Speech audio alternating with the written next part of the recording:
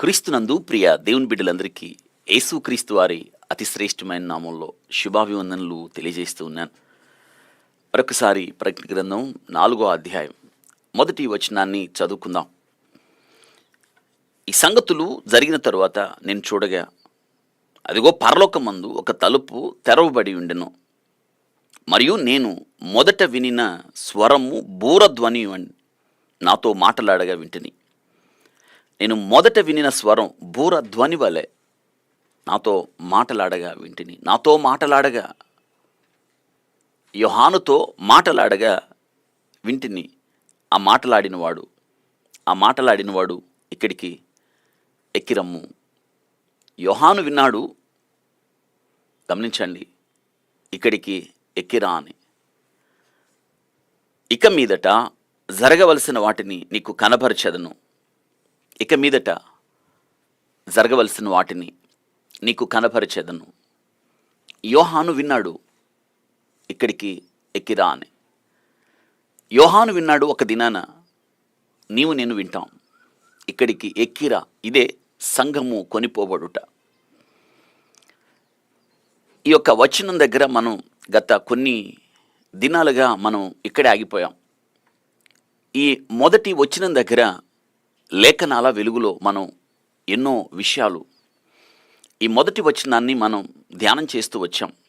మరి ఈ సమయం అందు కూడా ఈ మొదటి వచనం దగ్గర నేర్చుకోవాల్సిన మరికొన్ని విషయాలు నేర్చుకొని మనం రెండో వచనానికి వెళదాం. ఈ యొక్క శ్రేష్టమైన సమయంలో 7 సంవత్సరాల మధ్యాకాశపు విందు అని మనం ధ్యానం చేస్తూ వచ్చాం. సంఘము ఎత్తబడడాన్ని గురించి ఎన్నో లేఖనాలు మనం ధ్యానం చేశాం. ఎన్నో విషయాలు కూడా నేర్చుకున్నాం. బైబిల్ గ్రంథంగా ఎన్నో ఆధారాలు దేవుడు మన కొరకు వ్రాసి ఉంచిన ఎన్నో విషయాలు కూడా మనం ధ్యానం చేస్తూ వచ్చాం. ఇక్కడికి ఎక్కిరా అని ప్రభువు ఏ రీతిగా యోహాను గారిని పిలిచాడో, ఒక దినాన ఆయన మనల్ని కూడా పిలుస్తాడు, ఇక్కడికి రండి అని.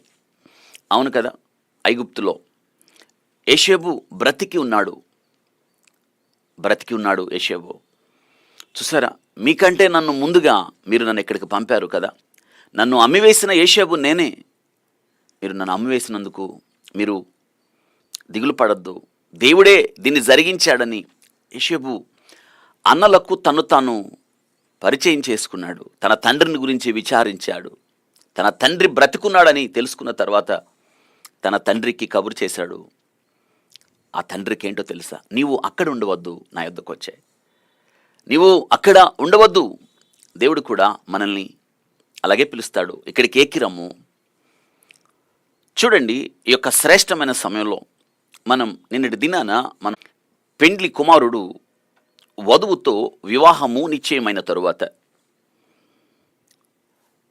పెళ్లి కుమార్తె యొక్క తండ్రికి ఓలిని సమర్పించిన తరువాత, వివాహము ఒప్పందము జరిగిన తరువాత పెళ్లి కుమారుడు వధువును విడిచిపెట్టి తిరిగి తండ్రి ఇంటికి వెళ్తాడు. యేసుక్రీస్తు ప్రభు కూడా అంతే.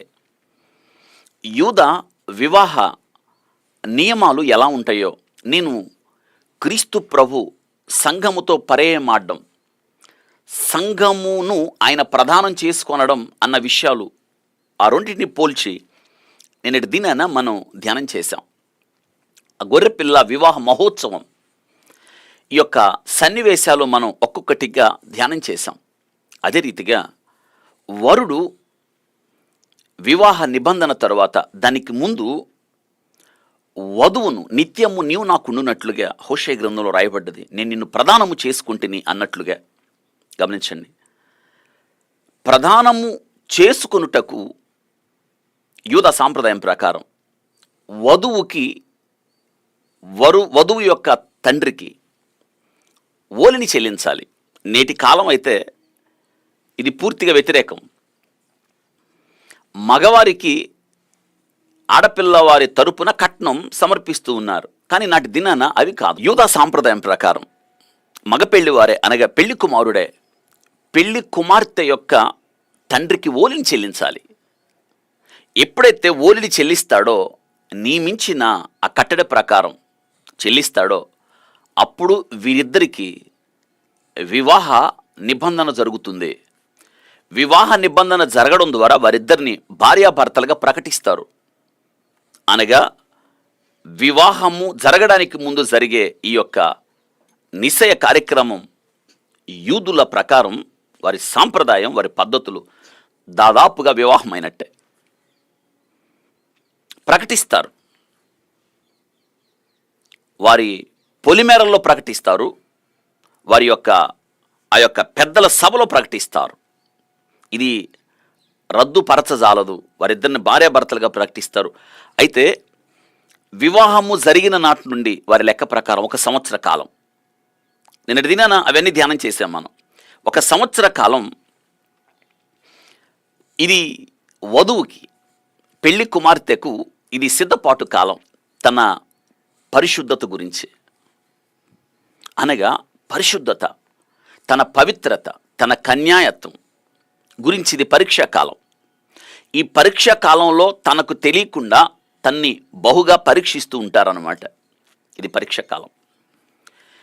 ఎప్పుడైతే ఓలిని చెల్లించి ఆ వధువును నిత్యము నువ్వు నాకున్నట్లు అని నిబంధన చేసుకున్న తర్వాత వారిద్దరిని భార్యాభర్తలుగా ప్రకటిస్తారో, పెళ్లి కుమారుడు ఏం చేస్తాడంటే పెళ్లి కుమార్తెను తండ్రి ఇంట్లో వదిలిపెట్టేసి తిరిగి తండ్రి ఇంటికి ప్రయాణమై వెళ్తాడు. ఇప్పుడు పెళ్లి కుమార్తె యొక్క బాధ్యత అంతా కూడా తండ్రి, ఇంటి వారు చూడాలి, తండ్రి చూడాలి. ఇది ఈమెకి సిద్ధపాటు కాలం. పెళ్లి కుమారుడు వెళ్ళిపోయి ఈ విషయాలన్నీ తండ్రితో చెప్తాడు. వెళ్ళేటప్పుడు ఏం చెప్తాడు? నేను తిరిగి వస్తానని చెప్తాడు. కానీ ఎప్పుడు వస్తాడు చెప్పడు. ఈ 12 నెలలు నిండిన తర్వాత, ఈ పరీక్షా కాలం అయిన తర్వాత ఎప్పుడైనా రావచ్చు. క్రీస్తు ప్రభు వారు చేసింది కూడా అదే. సంఘము అయిన నిన్ను నన్ను ఆయన లోకము నుండి ప్రత్యేకపరుచుకున్నాడు, లోకము నుండి పిలుచుకున్నాడు, ఆకర్షించుకున్నాడు. నిన్ను నన్ను కొన్నాడు ఆయన. ఎలా కొన్నాడు తెలుసా? వెండి బంగారముల వంటి క్షయవస్తువుల చేత కాదు, కానీ అమూల్యమైన వంటి క్రీస్తు రక్తము ద్వారా నిన్ను నన్ను కొన్నాడు, వెల ఇచ్చి కొన్నాడు ఆయన. ఇప్పుడు మనం ఆయన సొత్తు, వధువు సంఘం అయ్యాం, మనం పెళ్లి కుమార్తె అయ్యాం, అలంకరించబడుతున్నాం. ఇప్పుడు యేసుక్రీస్తు ప్రభు వారు శిష్యులకు చెప్పింది అదే. యోహాను సువార్త 14వ అధ్యాయంలో శిష్యులు, మీరు కలవరపడద్దు, దుఃఖపడద్దు, నేను వెళ్ళాలి, మీ కొరకు స్థలం సిద్ధపరచాలి. నా తండ్రి ఇంట అనేక నివాసాలు ఉన్నాయి, లేని ఏళ్ళ మీతో చెబుదును. నేను వెళ్ళి స్థలం సిద్ధపరిచి తిరిగి నేను వస్తాను, నా యొద్ద ఉండునట్లు మిమ్మల్ని తీసుకొని వెళ్ళినట్లుగా క్రీస్తు ప్రభువారు తిరిగి రాబోతున్నాడు. ఎవరి కొరకు? జాగ్రత్తగా వినండి. ఎవరి కొరకు? వధువు కొరకు. ఎవరి కొరకు? ఏ వధువునైతే ఆయన ఓలినిచ్చాడో, అనగా తన విమోచన క్రయధనముగా తన ప్రాణం పెట్టాడో, అటువలే క్రీస్తు కూడా సంఘమును ప్రేమించి తన స్వరక్తమిచ్చి సంపాదించిన సంఘం, ఆ సంఘము కొరకు తాను అప్పగించుకున్నాడు,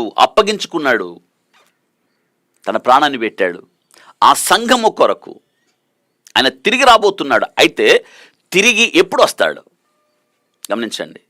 తండ్రికి చెప్తాడు, తండ్రి మాత్రమే నిర్ణయిస్తాడు.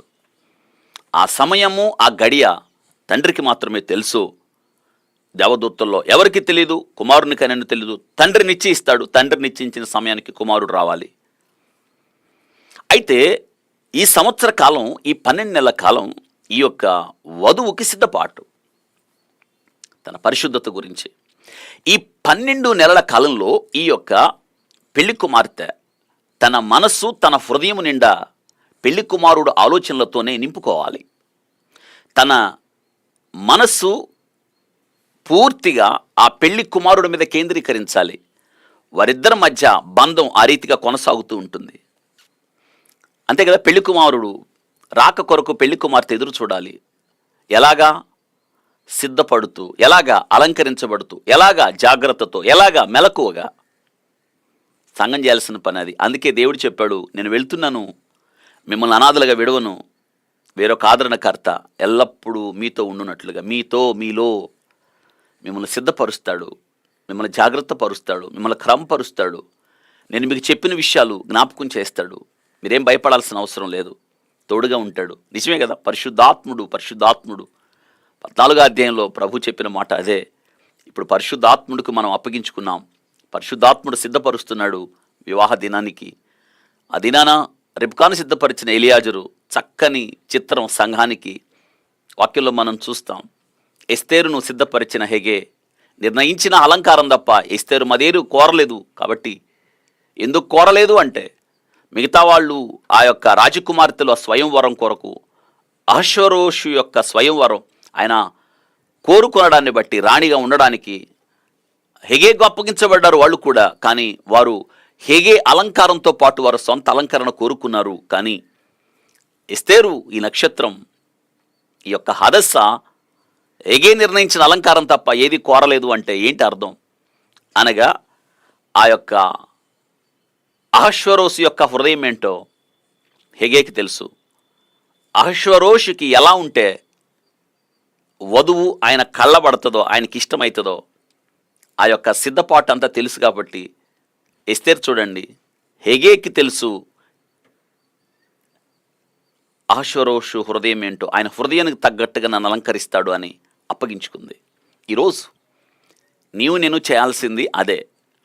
పెళ్లి కుమారుడు రాబోతున్నాడు, మనం ఆయన ఎదుట నిలబడాలి. నిలబడినట్లుగా పరిశుద్ధాత్ముడు మనల్ని సిద్ధపరుస్తున్నాడు. మనం సంఘము అనగా కొనిపోబడుతుంది. ఆయన రాక చాలా తొందరగా ఉంది, శీఘ్రంగా ఉంది. రాకడ గుర్తులన్నీ జరుగుతూ ఉన్నాయి. ప్రభువే చెప్పాడు మత్తయి సువార్త 24వ అధ్యాయంలో చక్కని విషయాలు చెప్పాడు. అంజూరపు చెట్టును గురించి చెప్పాడు, నోవహు దినాల గురించి చెప్పాడు, లోతు దినాల గురించి చెప్పాడు. ఒక్కటి గుర్తుపెట్టుకోండి, భూమి మీద జరుగుతున్న సంఘటనలన్నీ కూడా లోతు దినాలు లాంటి దినాలు, దానికి ముందుగా నోవహు దినాలు లాంటి దినాలు. భూమి బలాత్కారంతో నిండడం జరుగుతుంది, పాపం పెచ్చుమిరిపోవడం జరుగుతుంది, భూమి మీద వినాశనమైన పనులు జరుగుతున్నాయి, అవి జరుగుతున్నాయి. మించి మనం తెలుసుకోవాల్సిన విషయం ఏమిటంటే, జనాభా నాటి కాలంలో నోవహు దినాల్లో జనాభా ఎలా పెరిగిపోయిందో నేటి కాలంలో జనాభా విపరీతంగా పెరిగిపోతూ ఉంది. చూడండి, అంతగా జనాభా పెరిగిపోతూ ఉంది. మనం భారతదేశం ప్రపంచ జనాభాలో చూడండి, ఇది 2వ స్థానం. మొదటి చైనా. కొద్ది కాలానికంట మన భారతదేశం చైనాని దాటేస్తూ ఉంది. ప్రపంచంలో జనసాంద్రత పెరిగిపోతూ ఉంది. అవును, జనాభా పెరిగిపోతున్నప్పుడు వీరి యొక్క ఆవాసానికి కావలసిన వనరుల కోసం పోటీపడి యుద్ధాలు జరుగుతున్నాయి, సముద్రాల మీద ఆధిపత్యం కొరకు. చైనా చేస్తుంది అదే కదా. గత 3 రోజుల క్రితం చైనా ఆ సముద్ర జలాల మీద ఆధిపత్యాన్ని ప్రదర్శిస్తున్నప్పుడు బ్రిటన్ అడ్డం చెప్పింది. కాబట్టి ఇవన్నీ కూడా రేపటి దినాన ప్రపంచ యుద్ధానికి దారి తీయడానికి ఇవన్నీ కొన్ని పరిస్థితులుగా మనం చూస్తాం. కాబట్టి జనాభా పెరిగిపోవడం మించి దానియేలు గ్రంథంలో చెప్పినట్టుగా మనుషుల యొక్క జ్ఞానం, వీటన్నిటికీ మించి మనుషుల జీవితంలో పాపం పెరిగిపోవడం. చూడండి, మనుషుల్లో అంట వ్యభిచారపు ఆత్మ విపరీతంగా చివరి దినాల్లో ఎంత భయానకమైన పరిస్థితులు ప్రపంచంలో నెలకొలి ఉన్నాయంటే, నిజంగా మనకు కీడు కలిగిస్తున్న దినాలు ఇవన్నీ కూడా. ఆశ్చర్యపోతున్నాం మనం. మనుషుల్లో వాయు వరసలు లేకుండా విచ్చలవిడి పాపం, వ్యభిచారపు ఆత్మతో మనుషులు నిండిపోతున్నారు, జారత్వంతో నిండిపోతున్నారు. వాళ్ళ కళ్ళ నిండా పాపమే, ఏది చూసినా పాపంతోనే. అవును, పాపముని మానలేని కన్నులు ఈ చివరి దినాల్లో ఉన్నాయి. ఆ దినాల్లో చూడండి, సొదొమ గొమొర్రా దేవుని దూతలు ఆతిథ్యం ఇవ్వడానికి తన ఇంటిలోనికి పిలిచినప్పుడు ఆ సొదొమ గొమొర్రా పట్టణంలో వృద్ధుడు దగ్గర నుండి పసిపిల్ల వరకు లోతు ఇంటి చుట్టూ చుట్టేశారు. మీ ఇంటికి వచ్చిన వారిని బయటికి తీసారా, పైగా వారు సిగ్గు లేకుండా వారిని మేము కూడునట్లుగా. ఒక్కసారి ఆలోచించండి, లోతు గుండెలు అవిసిపోయాయి. లోతు పరిగెత్తుకుని బయటికి వచ్చి అంటాడు, మన ఇంటికి వచ్చారు అతిథులు, వారితో మీరు అలా చేయడం న్యాయం కాదు కదా, న్యాయం కాదు, న్యాయం కాదు. మీకు అవసరమైతే పెళ్లి కానీ 2 కుమార్తెలు ఉన్నారు, వారిని బయటకు తీసుకొస్తాను, మీ ఇష్టం వచ్చినట్టు చెయ్యండి. లోతుకు సిగ్గులేదు. ఆడకెందుకు పోయాడు అసలు? అబ్రహామును విడిచిపెట్టడమే ఆయన చేసిన భయానకమైన తప్పు. సిగ్గు లేకుండా మాట్లాడుతున్నాడు లోతు అక్కడ. నాకు పెళ్లిగాని 2 కూతుళ్ళు ఉన్నారు, మీకు అప్పగిస్తాను అనొచ్చా? ఎంత భయంకరమైన పాపం అక్కడ రాయబడి ఉంది. ముసలోడి దగ్గర నుంచి పసిపిల్ల దాకా, ముసలివాడి దగ్గర నుండి ఏంటండి ఇదంతా? నేటి కాలం అదే అదే అదే. ఇటీవల కాలంలో నాకు చాలామంది అమెరికా నుంచి చాలామంది దాదాపు ఒక 15 మంది పైన ఫోన్ చేశారు. ఏంటంటే ఒక భయానకమైన సన్నివేశం ఏంటంటే, స్కూల్స్లో 5వ తరగతి, 6వ తరగతి, 7వ తరగతి లోపు స్కూల్స్లో అంట కండోమ్స్ పెట్టాలి అని. దేనికంట కండోమ్స్? ఒక్కసారి ఆలోచించండి.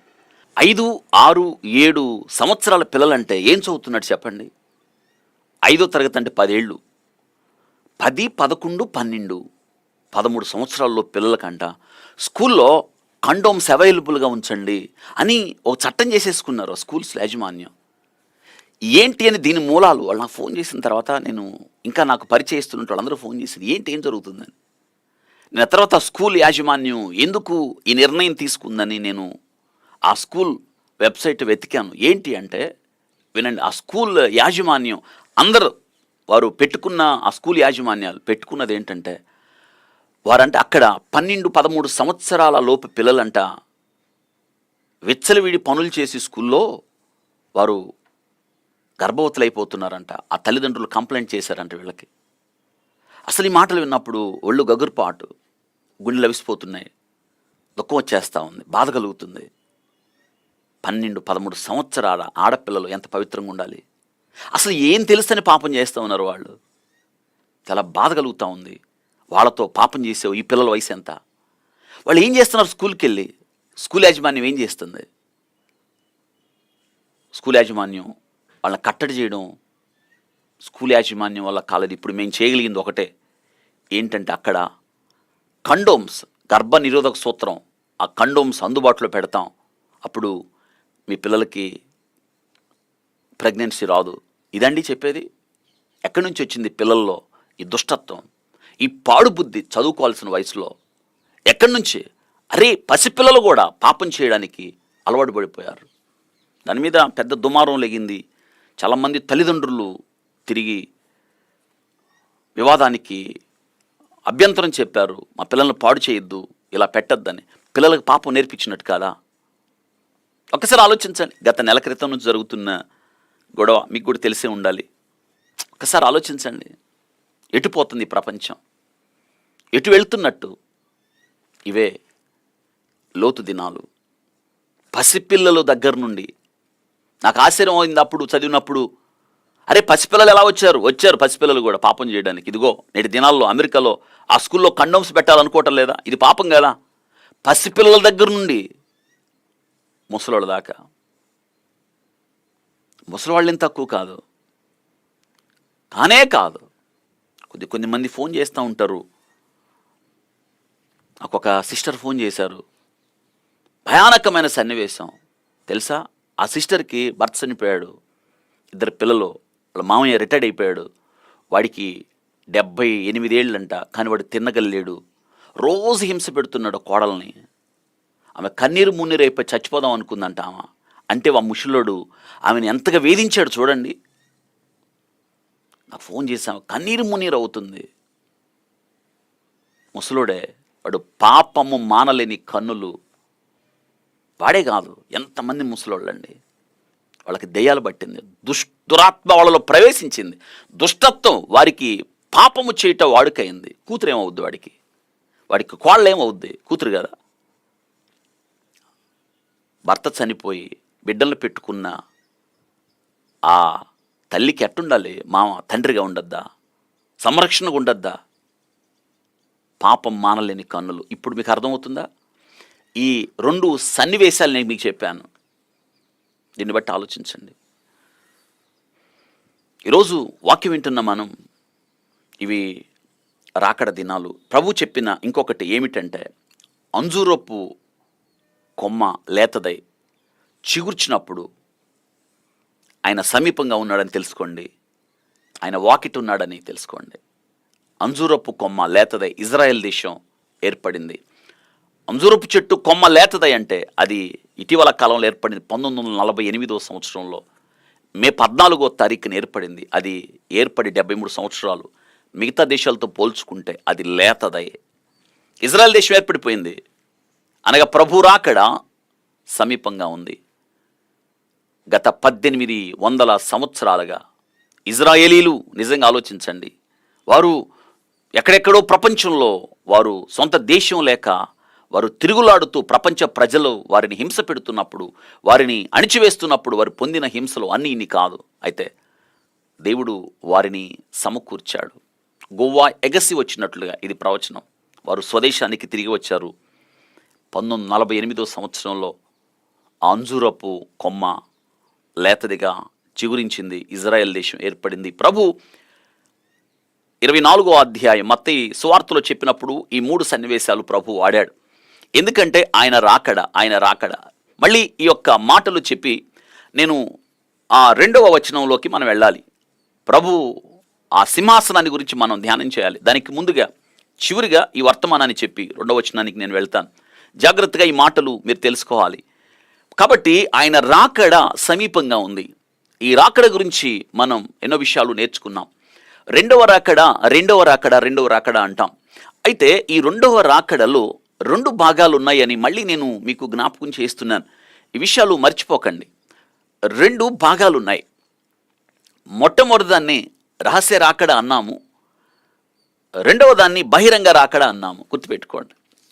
ఈ యొక్క రహస్య రాకడ ఏమిటి అంటే, ఇక్కడికి ఎక్కిరమ్ము అన్నాడు యోహాను గారిని. ఇక్కడికి 4వ అధ్యాయంలో మనం అదే చదువుకున్నాం.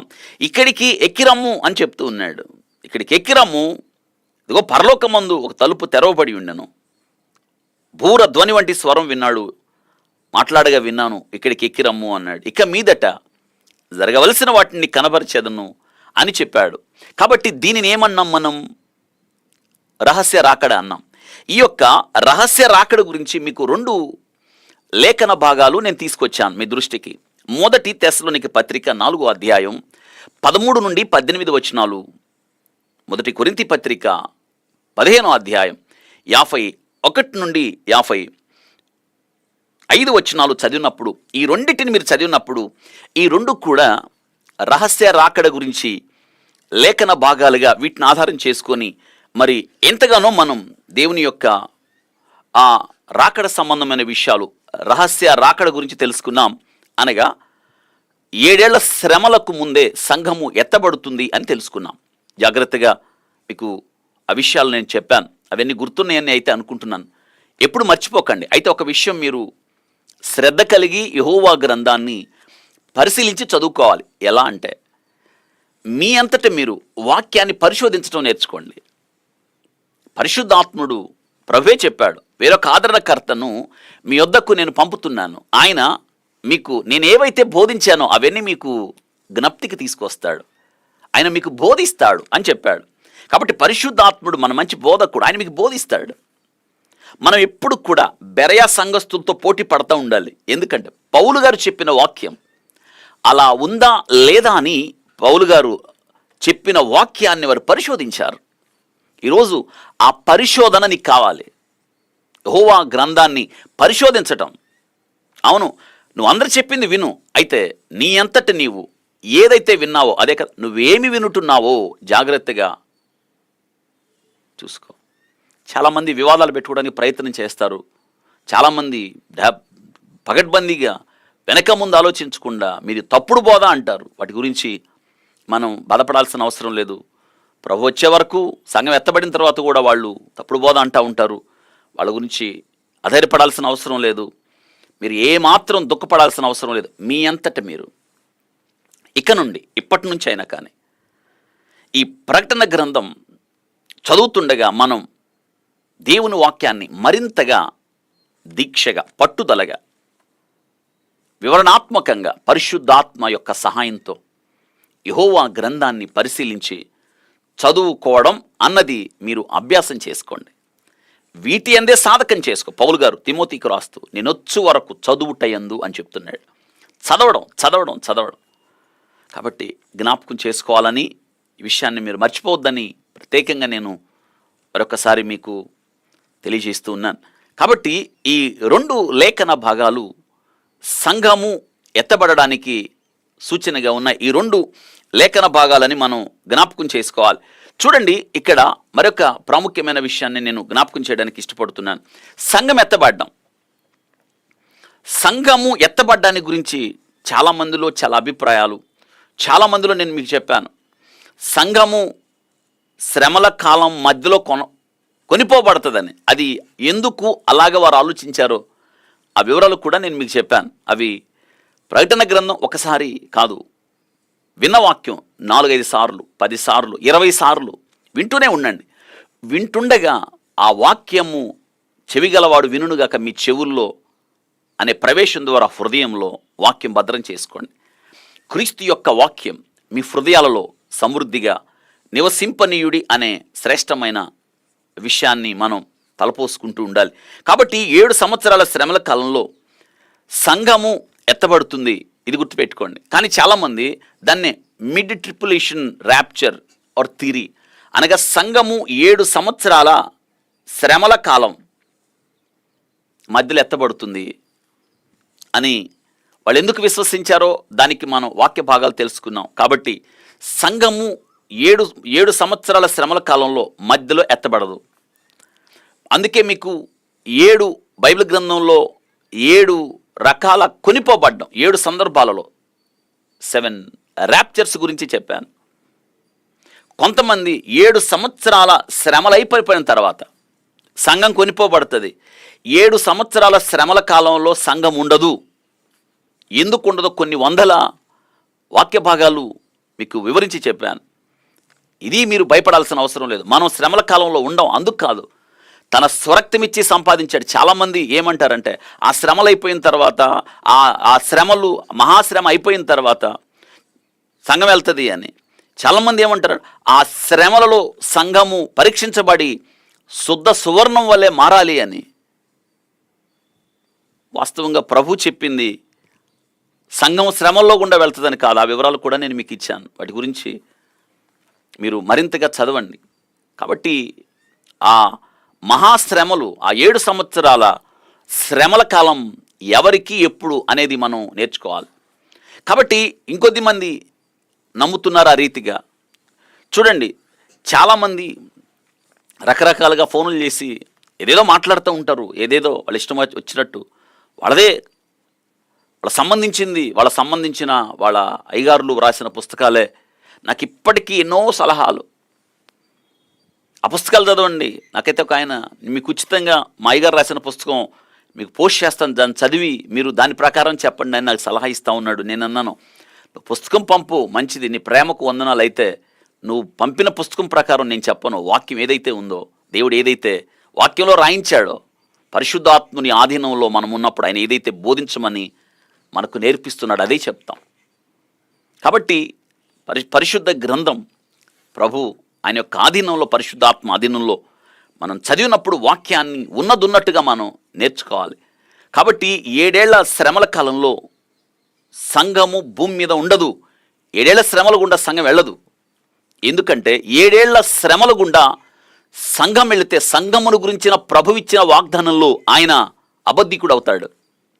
ఇంకొక విషయం, 7 ఏళ్ల శ్రమల కాలంలో సంఘము వెళితే చూడండి, పాత నిబంధన భక్తులు సంఘంలో భాగమవుతారు. ఆదాము కూడా సంఘంలో భాగమవుతాడు. కాబట్టి పాత నిబంధన భక్తులు ఎవరు కూడా సంఘములో భాగము కాదు. కాబట్టి సంఘమునకు దేవుడిచ్చిన వాగ్దానాలు ఏమవ్వాలి?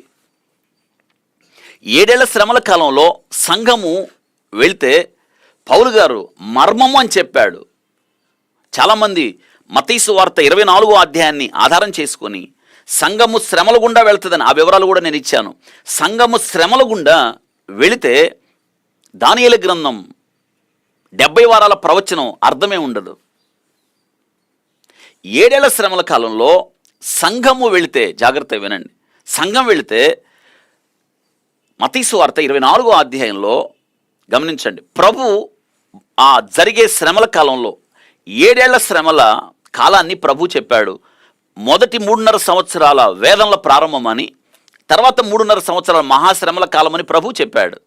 అయితే ఇక్కడ మనం నేర్చుకోవాల్సిన విషయం ఏమిటంటే, ప్రభు వివరించి చెప్పాడు, కానీ పౌలు గారు నేను ఇందాక మీకు ఇచ్చిన ఈ యొక్క లేఖన భాగంలో 1 కొరింథీ పత్రిక 15వ అధ్యాయం 51-55 వచనాలు మనం చదివినప్పుడు అక్కడ ఇదిగో ఒక మర్మము తెలుపుచున్నాను, మనమందరము నిద్రించము కానీ నిమిషంలో ఒక రెప్పపాటున కడబూరం మ్రోగగానే మనమందరము మార్పు నొందుదము, ఒక మర్మము మీకు తెలుపుతున్నాను అన్నాడు.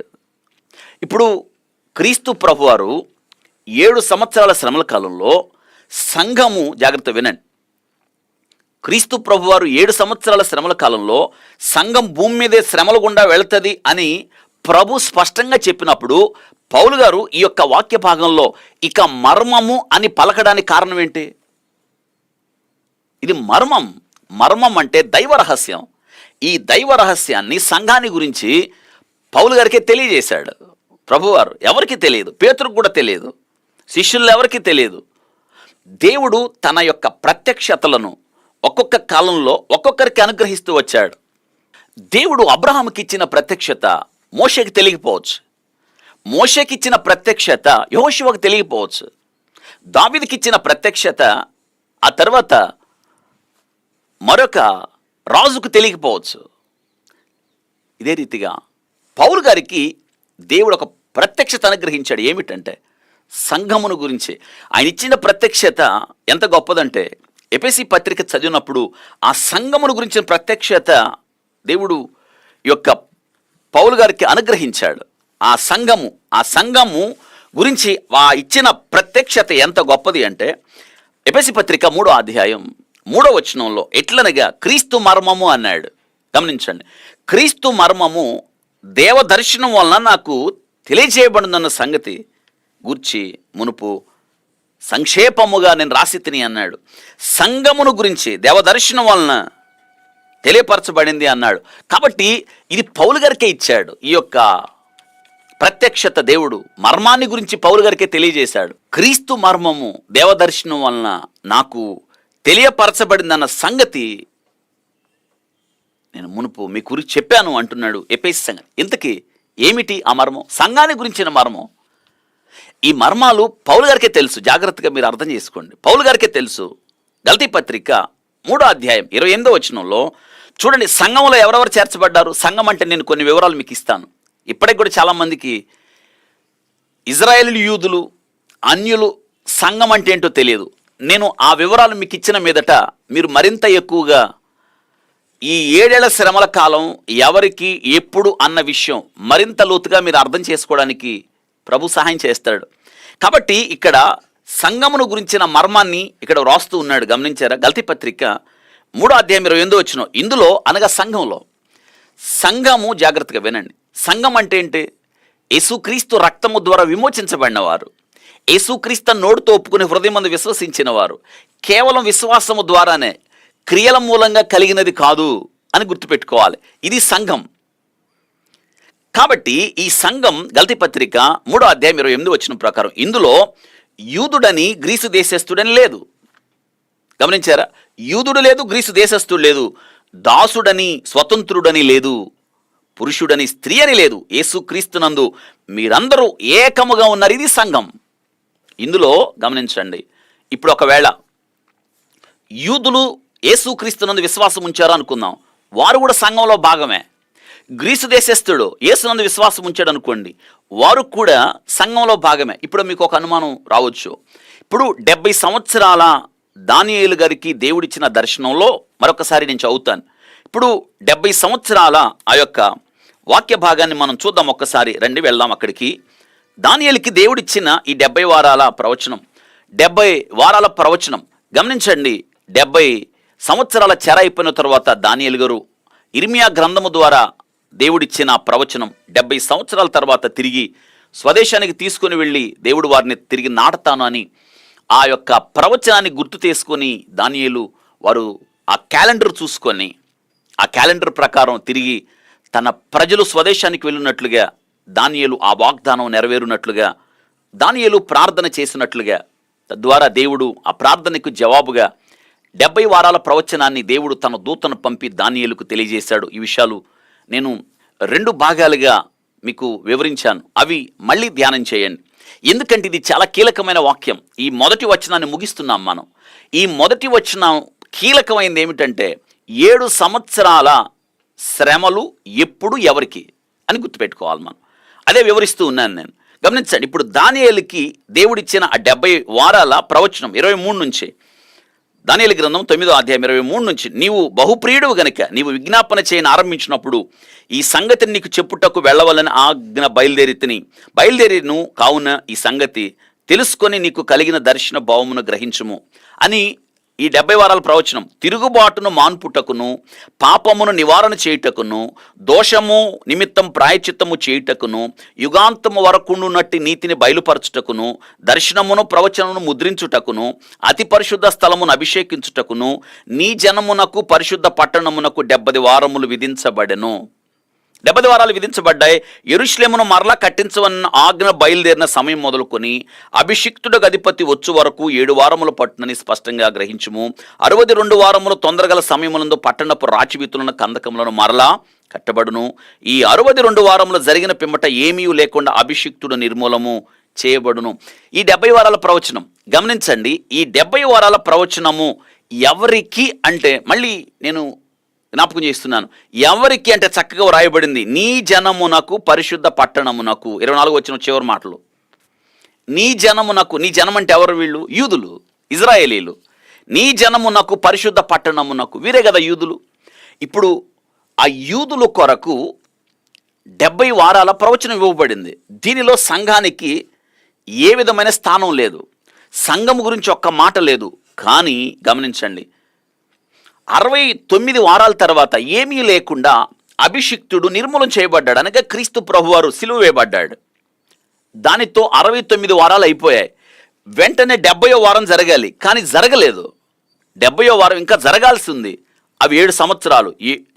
70వ వారం వారానికి 7 రోజులు, కానీ బైబిల్ లెక్కల ప్రకారం ఒక దినానికి 1 సంవత్సరం చొప్పున తీసుకున్నాం కాబట్టి 7 రోజులు 7 సంవత్సరాల కింద లెక్కగట్టాం కదండి. ఇప్పుడు 69 వారాల తర్వాత వెంటనే 70వ వారం జరగాలి, కానీ జరగలేదు. ఏమైందంటే, యూదుల దగ్గరికి వెళ్ళాడు ఆయన. తన స్వకీయులు ఆయన విసర్జించినప్పుడు ఆయన అన్యులైన మన దగ్గరికి వచ్చాడు. అన్యులు ఎవరో నేను చెప్తాను మళ్ళీ. అన్యులంటే యూదులు కానివారు అన్యులు. లోకంలో 3 భాగాలు ఉన్నాయి, యూదులు లేదా ఇజ్రాయేలీలు, అన్యులు, 3 సంఘం. గమనించారా? అనగా ఈ సంఘం ఏమిటి? ఇదిగో దానియేలు గ్రంథం 69 వారాలు అయిన తర్వాత దేవుడు తన ప్రజల యొద్దకు వచ్చినప్పుడు, వారు తిరస్కరించినప్పుడు దేవుడు అన్యులైన మన దగ్గరికి వచ్చాడు. ఆయన మన యొద్దకు వచ్చాడు. జాగ్రత్తగా వినండి, మన యొద్దకు ఆయన తీసుకురాబడ్డాడు.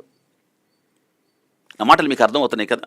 ఆయన మన యొద్దకు వచ్చినప్పుడు ఎందరు ఆయన్ని అంగీకరించారో మనం ఆయన అంగీకరించాం. తన కుమారులు అవడానికి ఆయన అధికారం ఇచ్చాడు. కాబట్టి 69వ వారంలో నుంచి సంఘకాలము కొనసాగుతూ ఉంది. చాలామంది సంఘకాలం అని ఎక్కడ ఉందా, ఆ పేరు మీరుంటే చెప్పండి. వివాదాలకు వాదనలకు దిగే వాళ్ళతో మనం ఏం చెప్తాం? మూర్ఖుల్ని సాధు చేయటం మన వల్ల అవుతుందా? ఆలోచించండి. ఇంత స్పష్టంగా లేఖనం ఉంటే, ఇంత వివరాలను కొద్దిమంది అంటున్నారు 7 ఏళ్ళు సంఘం మధ్యాకాశంలో ఉంటుందని బైబిల్ గ్రంథంలో ఎక్కడ ఉంటే చెప్పండి. అరే, ఉన్న వాక్యం అర్థం చేసుకోకుండా లేని దాని కొరకు వాక్యం ఉన్నదున్నట్టుగా ఇంత స్పష్టంగా దేవుడు మనకు వివరింప చేస్తూ ఉన్నప్పుడు మీరు ఆలోచించండి. మీకు ఒక విషయాన్ని జ్ఞాపకం చేస్తాను. యేసుక్రీస్తు ప్రభువారు ఆయన 3.5 సంవత్సరాల సేవా పరిచర్యలో చూడండి, ఆయన యెరూషలేములో చుట్టుపక్కల ప్రాంతాల్లో ఆయన సేవ చేస్తూ ఉన్నాడు. ఆ ప్రాంతాల్లోనే ఆ యొక్క సరిహద్దుల్లోనే సేవ చేస్తూ ఉన్నాడు. ఆయన ఒక దినాన సురోఫెనకయ సీదోను సంబంధమైన ప్రాంతం వచ్చాడు. గుర్తుందా? అక్కడ ఒక స్త్రీ యేసుక్రీస్తును వెంటపడింది. యేసు ప్రభువా, నా కుమార్తెను కరుణించయ్యా, దావీదు కుమారుడా నా కుమార్తెను కరుణించు, దెయ్యం పట్టి బహుబాధపడుతుంది అన్నప్పుడు యేసుక్రీస్తు ఒక్క మాట కూడా పలకలేదు. ఆ వెంటపడింది, యేసుక్రీస్తు వెంటపడింది. శిష్యులు అన్నారు, ప్రభువా ఆమె అరుస్తుంది, ఇబ్బంది పెడుతుంది, కేకలేస్తుంది, ఆమెను కేకలేయకుండా ఆమెను పంపించే.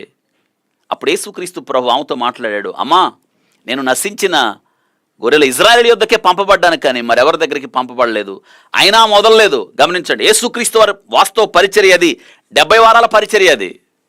నేను ఇజ్రాయేలీల కొరకే, నశించిన వారి కొరకే, యూదుల కొరకే వచ్చాను అన్నాడు. 70 వారాల పరిచర్య.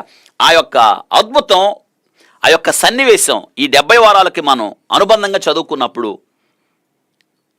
గమనించండి, యేసుక్రీస్తు నేను ఇజ్రాయేల్ ఇంటి వారి కొరకే, నశించిన వారి కొరకే పంపబడ్డాను అన్నప్పుడు ఆమె వదలలేదు, మరింత ఎంటబడింది. అప్పుడు ప్రభు అన్నాడు, పిల్లల రొట్టె తీసి కుక్క పిల్లలకి వేయడం యుక్తమమ్మా, న్యాయమా చెప్పు?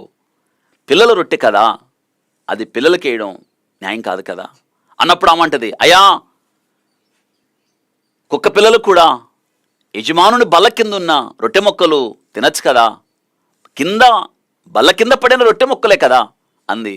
ప్రభు ఆశ్చర్యపడ్డాడు. గమనించండి, అయ్యా మేము ఆ కుక్క పిల్లలమే అయ్యా, మేము అన్యులమయ్యా, నువ్వు వచ్చింది యూదుల కొరకే, కానీ యజమానుడు బల్ల కింద ఉన్న రొట్టె మొక్కలు, ఆ రొట్టె మొక్కలే కదయ్యా మేము అడుగుతున్నాం అన్నట్టు.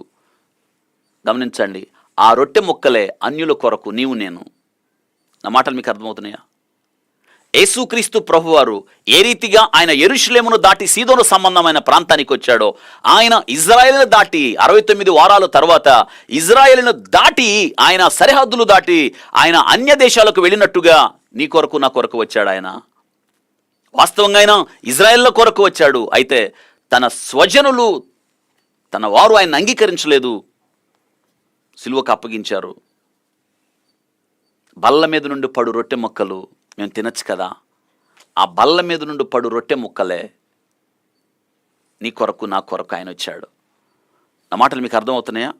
ఆయన అన్యులకు, గమనించండి, ఆయన ఇజ్రాయేలులకే దేవుడా కాదు, అన్యులకు కూడా దేవుడే. యేసుక్రీస్తు అందరికీ ప్రభు. ఎంత చక్కని మాటలు! ఆయన అన్యులకే కూడా దేవుడే. ఆయన అదే కదా, ఆయనకి కనిపించిన ఆ దర్శనం పేతురుకి యొప్పేలో సీమోను చర్మకారుంటే మిద్దె మీద ఉన్నప్పుడు దేవుడు అతనికి ఒక దుప్పటి, దాని మీద నానా రకాల చతుష్పాద జంతువుల దర్శనం ఏమిటి అంటే యేసుక్రీస్తు అందరికీ ప్రభు అని, ఆయన పక్షపాతి కాదని ఆ తర్వాత తెలుసుకోలేదా పేతురు భక్తుడు?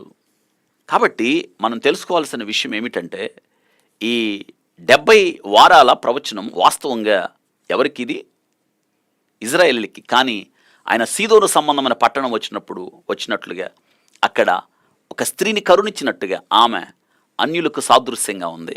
కరుణించమని వేడుకున్నట్టుగా మనల్ని కరుణించాడు. ఆయన జాలి చూపించాడు, మన యొద్దకు వచ్చాడు. ఆయన గమనించండి, మన యొద్దకు వచ్చాడు, మనకు రక్షణ అనుగ్రహించాడు. సంఘం ఏర్పడింది. సంఘం ఆయన అంగీకరించి ఆయన రక్తము ద్వారా కడగబడిన ఆయన బిడ్డలే సంఘం ఏర్పడింది. 69 వారాల తర్వాత వాస్తవంగా ప్రవచనంలో సంఘము యొక్క ప్రస్తావన లేదు. గమనించారా? యేసుక్రీస్తు వారు అందుకే ఏమంటున్నాడు, సీదోను సంబంధమైన షీరో ఫెనకయ్య స్త్రీతో అంటున్నాడు, నేను ఇజ్రాయేల్ దగ్గరికే వచ్చాను, ఇజ్రాయేల్ ఇంటి వారి నశించిన వారి యొద్దకే వచ్చాను, మీ దగ్గరికి రాలేదు అన్నాడు. ప్రభు వాడిన ఆ యొక్క మాటలు ఆమె కోపపడలేదు, నొచ్చుకోలేదు. ఆమె ఈరోజు వాక్యం వింటున్నా మీకు స్పష్టంగా అర్థమవుతున్నట్టున్నది.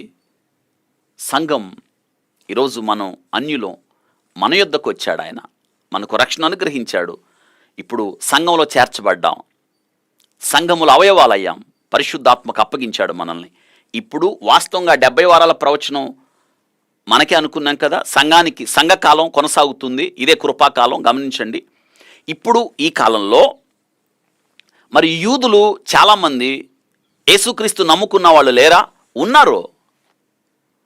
ఇప్పుడు ఇజ్రాయెల్ దేశంలో చాలామంది అక్కడ కూడా సువార్త ప్రకటించబడతా ఉంది. ఇప్పటికీ వాళ్ళు పాత నిబంధన చదువుతున్నారు, మెషియా రాక కొరకు ఎదురు చూస్తూ ఉన్నారు. ఇంకా రాలేదని. యేసుక్రీస్తు వచ్చాడు, సమాధి చేయబడ్డాడు, తిరిగి లేచాడు, ఆయన వెళ్ళాడు, మరి తిరిగి రాబోతు నమ్మరు చాలామంది. కానీ ఇప్పటికీ అక్కడ యేసుక్రీస్తునందు విశ్వాసం ఉంచిన వాళ్ళు ఉన్నారు. వారు కూడా సంఘంలో భాగమే. ఇప్పుడు నా మాటల్లో స్పష్టత అర్థమవుతుందా మీకు? అది వాస్తవంగా 70 వారాల ప్రవచనం నీ ప్రజలకి, పరిశుద్ధ పట్టణానికి, ఇశ్రాయేలు యూదులకి, అది యెరూషలేముకి. గమనించండి, అది వారికి. ఇప్పుడు వారు యేసుక్రీస్తునందు విశ్వాసం ఉంచినప్పుడు వాళ్ళు కూడా సంఘంలో భాగమే. యేసుక్రీస్తును నోటితో ఒప్పుకొని హృదయమందు విశ్వసించి ఆయన రక్తము ద్వారా కడగబడిన వారందరూ సంఘమే. గ్రీసు దేశస్థుడు సంఘం, ప్రపంచంలో ఎవరైనా సరే. ఇప్పుడు మీకు అర్థమవుతూ ఉంటుంది.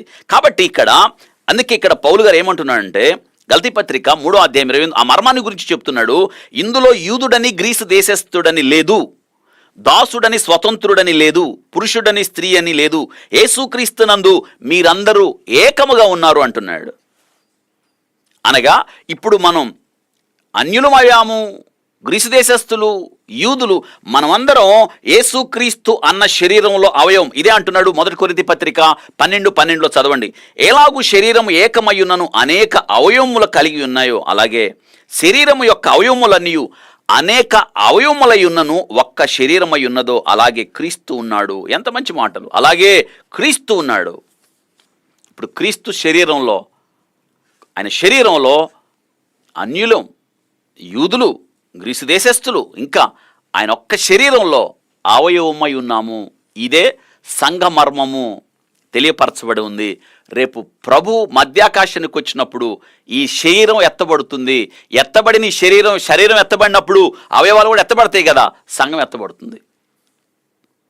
ఇది మర్మం. పౌలు గారు చెప్పాడు, ఇది మర్మము, మీకు ఒక మర్మం తెలియజేస్తున్నాను అంటున్నాడు.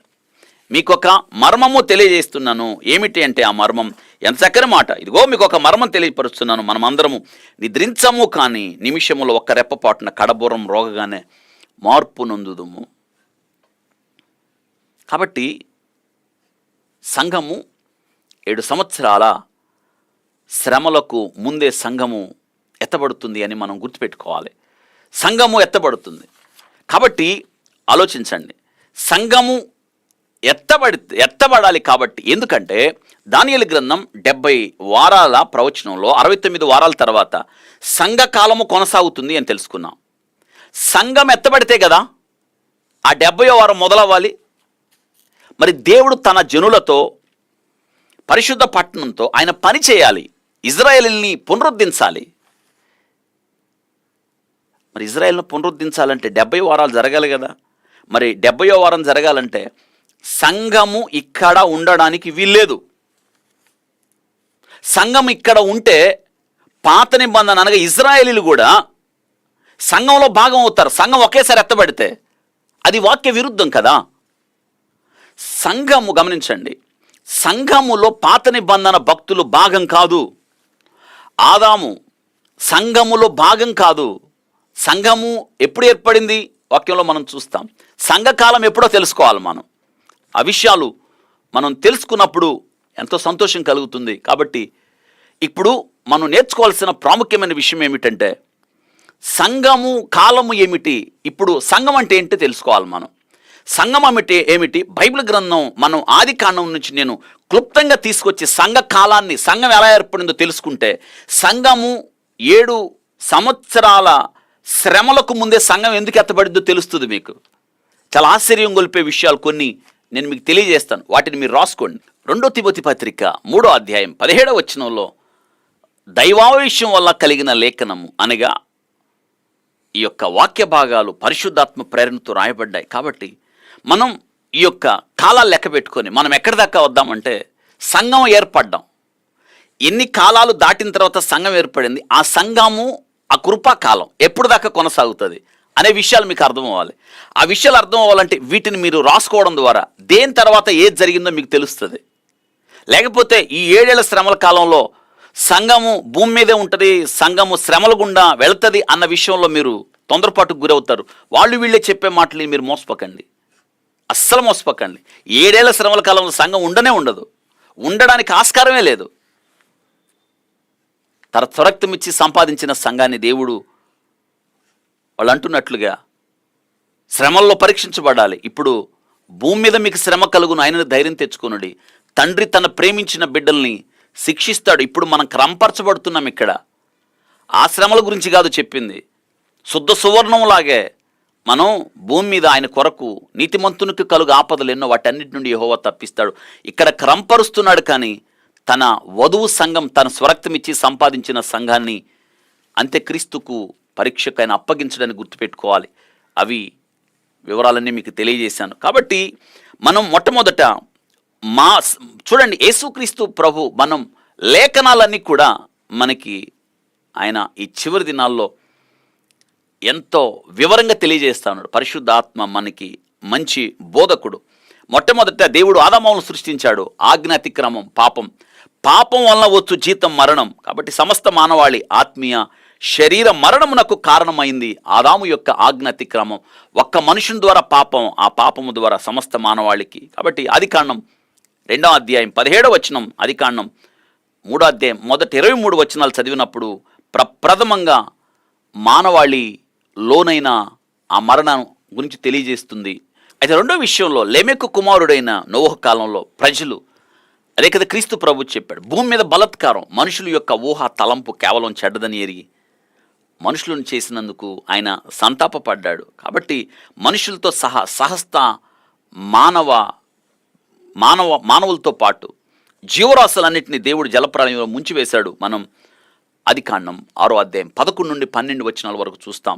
ఆదికాండం 7వ అధ్యాయం మొదటి 24 వచనాలు, మొదటి అధ్యాయం నుండి 24 వచనాలు. ఇక మూడోది విషయం మనం నేర్చుకోవాల్సింది, నోవహు కుటుంబాన్ని దేవుడు చితిసారకపు రానుతో, ఆ జలప్రళయంలో నాశనం కాకుండా చితిసారకపు రానుతో ఓడను తయారు చేసుకొని ఆ నోవహుతో పాటు 7 మొత్తం 8 మంది, మొదటి పేతురు పత్రిక 3వ అధ్యాయం 20వ వచనంలో దేవుడు కాపాడడం. ఆ తర్వాత నోవహు కుమారులు హాము, షేము, యాపేతుల ద్వారా దేవుడు తిరిగి భూమి మీద ఫలించి అభివృద్ధి చెందండి అని జనాభాను విస్తరింప చేయడం. ఆదికాండం 9వ అధ్యాయం మొదటి 7 వచనాలు మనం చూస్తాం. ఆ తర్వాత సన్నివేశాన్ని మనం ఆదికాండం 12వ అధ్యాయానికి వెళ్తున్నాం. ఇప్పుడు తెరహు ఆ తర్వాత కుమారుడైన అబ్రహామును పిలిచి, బయలుదేరు, నేను నీకు చూపించు దేశానికి రమ్మని వాగ్దానం దేవుడు అనుగ్రహించడం. ఆ ప్రకారముగా దేవుడు అబ్రహామును ప్రత్యేకించుకున్నాడు తన కొరకు. ఆలోచించండి, ఆదికాండం 3వ అధ్యాయం 15వ వచనంలో వాగ్దానము చేయబడిన స్త్రీ సంతానాన్ని రావడానికి దేవునికి ఒక జాతి, ఆ జాతిలో ఒక వంశం, ఆ వంశంలో ఒక కుటుంబం, ఆ కుటుంబానికి నాంది ప్రారంభం అబ్రహామును దేవుడు ఎన్నుకున్నాడు, ప్రత్యేకించుకున్నాడు. అక్కడ నుండే మనం యోధా జాతి లేదా ఆ ఇజ్రాయేల్ అంటున్న ఇజ్రాయేలీలు అక్కడి నుంచే ప్రారంభం. ఇజ్రాయేల్ జాతికి నాంది ఆదికాండం 12వ అధ్యాయం మొదటి 8 వచనాలు, ఆదికాండం 15వ అధ్యాయం మొదటి 6 వచనాలు, ఆదికాండం 17వ అధ్యాయం మొదటి 14 వచనాలు. ఆ తర్వాత 5వ సన్నివేశానికి జ్ఞాపకం చేస్తున్నాను.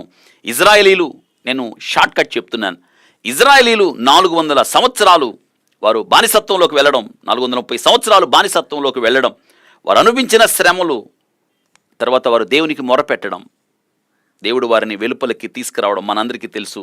ఆదికాండం 15వ అధ్యాయం 13 నుండి 14 వచనాల విషయం రాయబడింది. ప్రత్యేకంగా నిర్గమకాండం అంతా కూడా అపోస్తుల కార్యాలు 7వ అధ్యాయం 6వ వచనంలో రాయబడింది. ఇక 6వ సన్నివేశం, దేవుడు ఇశ్రాయేలును ఐగుప్తు బానిసత్వం నుండి నిర్గమము వారిని విడిపించి తనకు గొర్రెపిల్ల రక్తము ద్వారా విమోచించి తనకు సొత్తుగా, ఆదికాండం 12వ అధ్యాయంలో అబ్రహాముకు దేవుడు ఏ వాగ్దానం అయితే చేశాడో ఆ వాగ్దానాన్ని కొనసాగిస్తున్నాడు. నిర్గమకాండం 12వ అధ్యాయం మనం ఆ అధ్యాయం చదివినప్పుడు ఎన్నో విషయాలు మనకు గుర్తుకొస్తాయి. 7వ సన్నివేశం, ఇజ్రాయెల్ ఐగుప్తు బానిసత్వం నుండి విడిపించబడి వాగ్దాన దేశమునకు వారు వెళ్తున్నప్పుడు మార్గమధ్యంలో మోషే ద్వారా దేవుడు చాలా కీలకమైంది ధర్మశాస్త్రాన్ని అనుగ్రహించడం. ఆ ధర్మశాస్త్రాన్ని ఇచ్చాడని స్టెఫెన్ ప్రసంగంలో స్టెఫెన్ గారు జ్ఞాపకం చేస్తున్నాడు. అపోస్తుల కార్యాలు 7వ అధ్యాయం 38 నుండి 39 వచనాలు, నిర్గమకాండం 19వ అధ్యాయం మీరు చదవండి 26వ వచనం, నిర్గమకాండం 20వ అధ్యాయం మొదటి 17 వచనాలు, 24వ అధ్యాయం 12-13 వచనం. ధర్మశాస్త్రం వలన ఇజ్రాయేల్ జీవితంలో అపారమైన మార్పులు సంభవించాయి. వారికి విధి విధానాలు కట్టడం, ఒక రకంగా రాజ్యాంగాన్ని అనుగ్రహించాడు. 8వ సన్నివేశం, మోషే మరణాంతరం, మోషే చనిపోయిన తర్వాత ఆ తర్వాత ఇజ్రాయేలీల్ని తిరిగి కానాన్ పొలిమేరల్లోకి వచ్చారు. ఇజ్రాయేల్ని కానాన్లోకి ప్రవేశపెట్టి వారికి గోత్రాల వారీగా దేవుని యొక్క ఆజ్ఞ ఉపదేశానుసారంగా యెహోషువ వారికి వాగ్దాన దేశాన్ని పంచిపెట్టడం మనం చూస్తాం. యెహోషువ గ్రంథం 14వ అధ్యాయం మొదటి 5 వచనాలు, 24వ అధ్యాయం యెహోషువ గ్రంథం 8వ వచనం చూస్తాం. ఇక 9వ సన్నివేశం, అటు తర్వాత కొన్నాళ్ళకి ఇజ్రాయేలీలు వారు ఏం చేశారో తెలుసా, సొంతగా కోరుకున్నారు. ఆ తర్వాత మనకి కొన్ని సన్నివేశాలు జరుగుతాయి. అక్కడ న్యాయాధిపతుల గ్రంథం రావడం, అది మిక్కిలి చీకటి సమయం ఇజ్రాయేలీలకి. 330 సంవత్సరాల చరిత్ర, వారు రాజు లేకుండా వెళ్ళారు. ఆ దినాల్లో రాజులేడు, ప్రతివాడు తన ఇష్టానుసారంగా ప్రవర్తించాడని మనం చూస్తాము. అయితే ఆ తర్వాత వారు సొంతగా మాకు సమూయేలు దగ్గరికి వచ్చి అంటారు, సర్వలోక మర్యాద చొప్పున మాకు రాజు కావాలని వారు సొంతగా కోరుకుని రాచరిక వ్యవస్థను ప్రవేశపెట్టుకున్నారు. దేవుడు వారి కోరిక ప్రకారం, మనందరికీ తెలుసు మొదటి సమూయేలు గ్రంథం 8వ అధ్యాయం 4 నుండి 7 వరకు వచనాలు చదువుతాం. ఆ తర్వాత 10వ సన్నివేశాన్ని జ్ఞాపకం చేస్తున్న అబ్రహాము వంశస్థులైన 12 గోత్రాల వారు, మనందరికీ తెలుసు 12 గోత్రాలు రాజ్యం విడిపోవడం, 10 గోత్రాలు ఉత్తర రాజ్యం వెళ్ళడం, దానికి సమరయ ముఖ్య పట్టణంగా ఉండడం, 2 గోత్రాలు దక్షిణ రాజ్యం అవడం, దానికి యెరూషలేము ముఖ్య పట్టణంగా ఉండడం, ఉత్తర రాజ్యంలో ఉన్న 10 గోత్రాలు వారి విగ్రహారాధన వల్ల వారు అష్షూరు చెరలోకి వెళ్ళడం, ఆ తర్వాత దక్షిణ రాజ్యం 2 గోత్రాలు యూదా బెన్యామీను గోత్రాలు 70 సంవత్సరాల బబులోను సామ్రాజ్యం వారు చెరగా రావడం మనం చూస్తాం. 2వ రాజుల గ్రంథం 17వ అధ్యాయం 1 నుంచి 23 వచనాలు, 2వ రాజుల గ్రంథం 24వ అధ్యాయం 1 నుంచి 27 వచనాలు చదివినప్పుడు మనకి తెలుసు. ఆ తర్వాత చెర నుండి రావడం. ఇక 11వ సన్నివేశంలో మనందరూ తెలుసు, దానియేలు గ్రంథం 70వ వారం ఆయన నెరవేర్పును మనం చూస్తాం. రక్షకుడు లేఖనాలు నెరవేరుస్తూ యేసుక్రీస్తు యొక్క రాకడను గురించి అనేక ప్రవచనాలు ఉన్నాయి. ఆ ప్రవచనాలు నెరవేరుస్తూ యేసుక్రీస్తు ప్రభువారు భూమి మీద ఉద్భవించటం, ఆయన సేవపరిచయం 33.5 సంవత్సరాలు ఆయన ఇశ్రాయేలుల మధ్య సేవ చేయడం, ఆయన సిలువ వేయబడ్డం, ఆయన మరణించడం, సమాధిని గెలిచి తిరిగి లేవడం మనం చూస్తాం. కాబట్టి కొలసి పత్రిక 2:15, మొదటి కొరింథీ పత్రిక 10వ అధ్యాయం 11వ వచనం, రోమపత్రిక 15వ అధ్యాయం 4వ వచనం, క్రీస్తు మరణించాడు, మరణాన్ని గెలిచి తిరిగి లేచాడు, పునరుత్థానుడయ్యాడు. ఆ తర్వాత నూతన నిబంధన ప్రారంభమైంది. జాగ్రత్త గుర్తుపెట్టుకోండి. ఇప్పుడు నూతన నిబంధన ప్రారంభమైంది, గుర్తుపెట్టుకోవాలి. పెంతెకోస్తు దినం యేసుక్రీస్తు ఆయన మరణించి తిరిగి లేచిన తర్వాత 40 దినాలు భూమి మీద ఉన్నాడు కదా, భూమి మీద ఉన్నాడు, శిష్యులు కనిపిస్తున్నాడు, తన ప్రత్యక్షత అనుగ్రహిస్తున్నాడు. ఆ ప్రత్యక్షత యొక్క జాబితానే పౌలు గారు మొదటి కొరింథీ పత్రిక ప్రారంభం అంతా కూడా 500 మందికి కనిపించాడు ఒకేసారి. ఆ కాలం ముందు పుట్టి నాకు కనిపించాడు, యాకోబుకు కనిపించాడు, నాకు కూడా కనిపించాడని ఎవరెవరికి కనిపించాడు ఆ జాబితాను ఇచ్చాడు ఆయన. గమనించండి, 40 దినాలు భూమి మీద ఉన్న తర్వాత ఒలివల కొండ దగ్గర శిష్యులను తీసుకెళ్లి వారిని ఆస్వాదించి వారికి దేవుడు ఎన్నో విషయాలు చెప్పి ఆయన పరమునకు కొనిపోబడ్డాడు. ఒక మేఘము ఆయన ఆవరించి వాళ్ళు అలాగే పైన చూస్తున్నప్పుడు యేసుక్రీస్తు ప్రభు వాళ్ళకు వెళ్తుండగా చెప్పాడు, మీరు యెరూషలేములో కనిపెట్టుకుని ఉండి. యోహాను సువార్త 14వ అధ్యాయంలో ప్రభు వాగ్దానం చేశాడు, పరిశుద్ధాత్మ వాగ్దానం చేశాడు కదా, వారు యెరూషలేములో కనిపెట్టుకుని ఉండండి అని చెప్పినప్పుడు దేవుడు వాగ్దానం చేసిన పరిశుద్ధాత్మ వారికి అనుగ్రహించబడింది. వారు ప్రభు చెప్పినట్లుగా వారు ఆయన పరమునకు ఆరోహణమైన తర్వాత యెరూషలేములో కనిపెట్టారు. కాబట్టి దేవుడు వాగ్దానం చేసిన పరిశుద్ధాత్మ అగ్ని నాలుకలు వాళ్ళు విభజించబడి మొట్టమొదట సంఘము ఏర్పడింది. అక్కడే సంఘకాలం అక్కడే ప్రారంభమైంది. అపోస్తుల కార్యాలు 2వ అధ్యాయం 1 నుంచి 42 వచనాల వరకు చదివితే అవును ఆ దినం కాబట్టి దాదాపు 3,000 మందితో సంఘం ప్రారంభమైందని చూస్తాం మనం. 3,000 మందితో సంఘం. ఆ ప్రకారంగా చూసారా ఎన్నో మార్పులు. కాబట్టి సంఘకాలం గమనించండి ఎప్పుడు ప్రారంభమైంది? అపోస్తుల కార్యాలు 2వ అధ్యాయంలో సంఘకాలము ప్రారంభమైంది. పరిశుద్ధాత్ముడు అనుగ్రహించాడు కాబట్టి కృపాకాలం ప్రారంభమైంది. దానియేలు గ్రంథం 69 వారాల తర్వాత ఇది అపోస్తుల కార్యాలు 2వ అధ్యాయం ప్రారంభమైంది. ఇదే సంఘకాలము, సంఘము ఏర్పాటైంది మొట్టమొదట 3,000 మందితో. ఆ మాటలు మీకు అర్థమవుతున్నాయి కదా. కాబట్టి ఈ కాలాలను బట్టి మనం తెలుసుకోవాల్సిన మరొక విషయం ఉంది. దేవుడు మోషేకి సీనాయి పర్వతం మీద ధర్మశాస్త్రాన్ని అనుగ్రహించాడని తెలుసుకున్నాం. ధర్మశాస్త్రాన్ని అనుగ్రహించక ముందు ఆ కాలాన్ని ఏమంటామంటే ధర్మశాస్త్రము లేని కాలం ఆరంభమైంది. ధర్మశాస్త్రం లేని కాలం అనగా తండ్రి అయిన దేవుడు ప్రప్రథమంగా తన పోలిక చొప్పున నరుణ్ణి చేశాడు. ఆదామును తయారు చేశాడు. నరుడు ఒంటరిగా ఉండడం మంచిది కాదని ఆదాము ప్రక్కన గాయపరిచి ఎముకను తీసి ఆ చోటును మాంసంతో పూడ్చివేసి అవను తయారు చేశాడు. కాబట్టి దేవుడు కుటుంబాన్ని కట్టాడు. ఆ కాలాన్ని ఏమంటామంటే ఆలోచించండి. ధర్మశాస్త్రం లేదు కదా, మీకు అర్థం అవడం చెప్తున్నాను. తేలిగ్గా గుర్తుపెట్టుకోండి, ధర్మశాస్త్రం లేని కాలం అని గుర్తుపెట్టుకోండి. ధర్మశాస్త్రం లేని కాలం.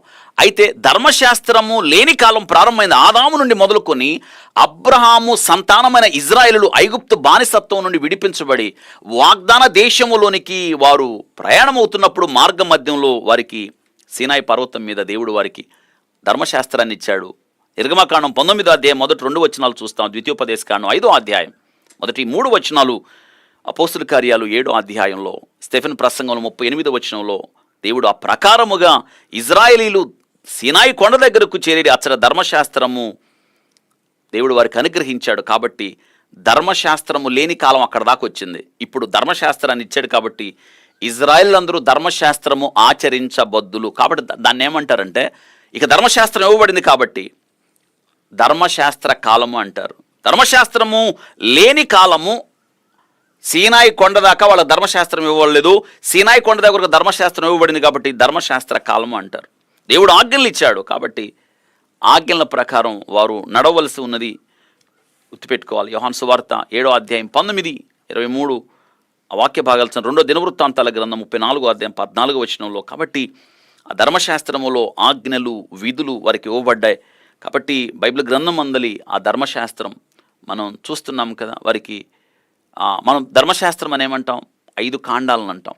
మనం ఇప్పుడు చదివినప్పుడు ధర్మశాస్త్రంలో దేవుని యొక్క ఆజ్ఞలను అధీనాన ఇజ్రాయేలీల యొక్క కట్టడ నియమించాడు, వారికి విధి విధానాలు నియమించాడు, అనగా వారికి రాజ్యాంగాన్ని నియమించాడు. కాబట్టి ఇది ధర్మశాస్త్ర కాలమైంది, ధర్మశాస్త్రం ఆరంభమైంది, ఆ ధర్మశాస్త్రం ప్రకారం నడవలసి వచ్చింది. కాబట్టి వారు గమనించండి, దేవుడు అబ్రహామును పిలిచి దేవుని స్వాస్థ్యమైన ఇజ్రాయేలీల్ని తన బాహుబలం చేత వెలుపు తీసుకొచ్చాడు కదా. వాళ్ళని ఎక్కడ దాకా తీసుకొచ్చాడు? సినాయి పర్వతం దాకా తీసుకొచ్చాడు. దాదాపు 3 నెలలు వారు నడిచిన తర్వాత కొండ దగ్గరికి చేరి నిర్గమకాండం 12వ అధ్యాయం 1-42 వచనాలు, నిర్గమకాండం 19వ అధ్యాయం 1-2 వచనాలు చూసినప్పుడు వాడు సినాయి కొండ దగ్గర వారికి వాక్య భాగం దేవుడు జీవవాక్యాలు అనగా ధర్మశాస్త్రాన్ని అనుగ్రహించాడని స్టెఫెన్ ప్రసంగంలో మనం చూస్తాం. నిర్గమకాండం 19వ అధ్యాయం నాకు నేను జ్ఞాపకం చేసినట్టుగా మీరు చదవండి, 19వ అధ్యాయాన్ని చదవండి. కాబట్టి ధర్మశాస్త్రము అనుగ్రహించాడు, ధర్మశాస్త్రం ప్రకారం అయిపోయింది. అయితే ధర్మశాస్త్రం ముగింపు కాలం వచ్చింది ఎప్పుడు? మన ప్రభువైన యేసుక్రీస్తు ప్రభువారు సిలువ మీద మరణించిన తర్వాత. అవును, ఆయన ధర్మశాస్త్రమునకు లోబడి, ధర్మశాస్త్రమునకు బానిసత్వం కింద ఉన్న నిన్ను నన్ను విడిపించడానికి ధర్మశాస్త్రమునకు లోబడినవాడయ్యాడు. ధర్మశాస్త్రం యొక్క శాపము నుండి నిన్ను నన్ను విడిపించాడు. మత్తయి సువార్త 27వ అధ్యాయం 45-50 వచనాలు, లూకాసు వార్త 23వ అధ్యాయం 44వ వచనం, యోహాను సువార్త 19:30లో మనం చూస్తాం. ఎఫెసీ పత్రిక 2వ అధ్యాయం 14, కొలసి పత్రిక 2:15లో ఆయన రుణపత్రమును ధర్మశాస్త్ర సంబంధంగా మరణమునకు పాత్రులం అయితే మనకు వ్యతిరేకంగా ఆ రుణపత్రాన్ని ఆయన సిలువకు మేకులు కొట్టాడు. ధర్మశాస్త్ర సంబంధమైన క్రియలను చేపట్టని వాడు శాపగ్రస్తుడు. అయితే మన స్థానాన్ని ఆయన తీసుకొని ధర్మశాస్త్రము కింద ఉన్న నిన్ను నన్ను విడిపించడానికి నీ మీద నా మీద ఉన్న శాపాన్ని తీసుకొని ఆయన శాపగ్రాహి అయ్యాడు. యేసుక్రీస్తు మరణంతో ఆయన ధర్మశాస్త్రమునకు ముగింపయ్యాడు. గల్తీ పత్రిక అంతా చదవండి. ధర్మశాస్త్రము పాపమును ఆరోపించింది, కానీ ఆ పాపము నుండి విడుదల ఇవ్వలేదు. యేసుక్రీస్తు ప్రభు ఆ పాపము నుండి నిన్ను నన్ను విడిపించాడు. ఇప్పుడు ధర్మశాస్త్ర కాలం కింద లేవు. యేసుక్రీస్తు మరణించి తిరిగి లేచి సంఘకాలం కొనసాగింది. ఇందాక అదే చదువుకున్నాం. సంఘకాలం ప్రారంభమైందంటే కృపాకాలం, పరిశుద్ధాత్మను అనుగ్రహించాడు కాబట్టి కృపాకాలం, ఇది గుర్తుపెట్టుకోవాలి. కాబట్టి యేసుక్రీస్తు వారి యొక్క శిలువ మరణము ద్వారా లోకానికి కృప అనుగ్రహించబడింది. ఇది మనం గుర్తుపెట్టుకోవాలి. కాబట్టి నమ్మువారు ఆయన కృపచేతనే క్రీస్తు యేసునందు విమోచన ధర ఉచితముగా నీతిమంతులుగా తీర్చబడుతున్నారు. రోమపత్రిక 3వ అధ్యాయం 24వ వచనంలో. కాబట్టి ఈ ప్రకారముగా క్రీస్తు మరణము ద్వారా పాత నిబంధన ముగింపు పలికాడని గుర్తుపెట్టుకోవాలి. ఇప్పుడు కృపాకాలం ఆరంభం. క్రీస్తు శిలువలో మరణించి తిరిగి లేచి పునరుత్థానం పొందడం ద్వారా ఏం ప్రారంభమైంది? కృపాకాలం ప్రారంభమైంది. మత్తయి సువార్త 24వ అధ్యాయం, మార్కు సువార్త 16వ అధ్యాయం, లూకా సువార్త 24వ అధ్యాయం, యోహాను సువార్త 20 అధ్యాయాలు యేసుక్రీస్తు వారి శిలువ మరణం ద్వారా ఇప్పుడు కృపాకాలంలో మనం ఉన్నాము. అయితే కృపాకాలములో ఉన్నది దానియేలు గ్రంథం 69 వారాలు. ఇప్పుడు కృపాకాలం కొనసాగుతూ ఉంది. ఇదే సంఘకాలం, ఇదే కృపాకాలం. అయితే ఈ కృపాకాలం ముగించబడుతుంది. ఎప్పుడు ముగించబడుతుంది? యేసుక్రీస్తు వారు మధ్యాకాశానికి వచ్చినప్పుడు ఆర్భాటముతో, ప్రధాన దూత శబ్దముతో, దేవుని బోరతో సంఘము కొనిపోబడుతుంది. క్రీస్తులందు మృతులైన వారు మొదట్లేతురు, ఆ మీదట సజీవులమయును మనం వారితో పాటు ఏకముగా. అప్పుడు సంఘం ఎత్తబడిన మీదట కృపాకాలం ముగించబడుతుంది. ఇందాక 2 లేఖనాలు మీకు చెప్పాను, తెస్సలోనికీ పత్రిక నుంచి, 1 కొరింథీ నుంచి. కాబట్టి ఇది గుర్తుపెట్టుకోవాలి. కాబట్టి సంఘం ఎత్తబడిన తర్వాత కృపాకాలం ముగించబడుతుంది. ప్రభు వచ్చు వరకు విశ్వాసంలో మనం నిలిచి ఉండునట్లుగా, ప్రభు కృప మన ఆత్మలకు తోడుగా ఉంటుంది. కాబట్టి ఇది కృపాకాలం. కాబట్టి కృపాకాలం దానియేలు గ్రంథం 69 వారాలు కొనసాగుతుంది. సంఘం ఎత్తబడ్డం అంటే కృపాకాలం ముగింపు. సంఘం ఎప్పుడు ప్రారంభమైందంటే అపోస్తుల కార్యాలు 2వ అధ్యాయంలో పెంతెకోస్తు దినాన ప్రారంభమైంది.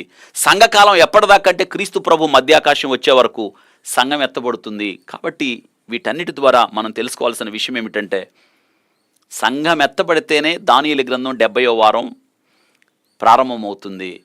ఇజ్రాయేలుని దేవుడు పునరుద్ధిస్తాడు. కాబట్టి గుర్తుపెట్టుకోవాలి. కాబట్టి మనం నేర్చుకోవాల్సిన విషయం ఏంటంటే, మనం పౌలు గారు తిమోతికి చెప్పినట్లుగా దేవుని యొక్క వాక్యము, సత్యవాక్యమును సరిగా ఉపదేశించు అనిగా, విభజించు అనిగా నేను నీవే దేవునికి కనపరుచుకున్నటకు జాగ్రత్త పడు తిమోతి అంటున్నాడు. కాబట్టి కాలమును బట్టి చూచితే మీరు చాలామంది బోధకులై ఉండవలసిన వారై ఉండగా దేవోక్తులు మొదటి మూలపాఠాలు మరలా మీకు బోధించవలసి వచ్చును అని హెబ్రీ సంఘానికి రాస్తున్నాడు. 5వ అధ్యాయం 12వ వచనం, హెబ్రీ పత్రిక 8వ అధ్యాయం 8వ వచనం. కాబట్టి వాక్య భాగాలు మనం విభజించి చదువుకోవాలి. కాబట్టి క్రీస్తు వచ్చు వరకు మనకున్న దృఢ విశ్వాసాన్ని గట్టిగా పట్టుకోవాలి. కాబట్టి మనం మన విశ్వాసాన్ని కాపాడుకోవాలి. కాబట్టి ఈ సంఘము కొనిపోబడిన తరువాత భూమి మీద 7 సంవత్సరాల శ్రమల కాలం ఉంటుంది.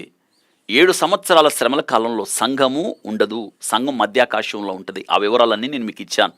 కాబట్టి 7 ఏళ్ల శ్రమలు భూమి మీద విడవబడిన అన్యులకి. ఎందుకంటే 7 ఏళ్ల శ్రమల కాలం అది శిక్షాకాలం.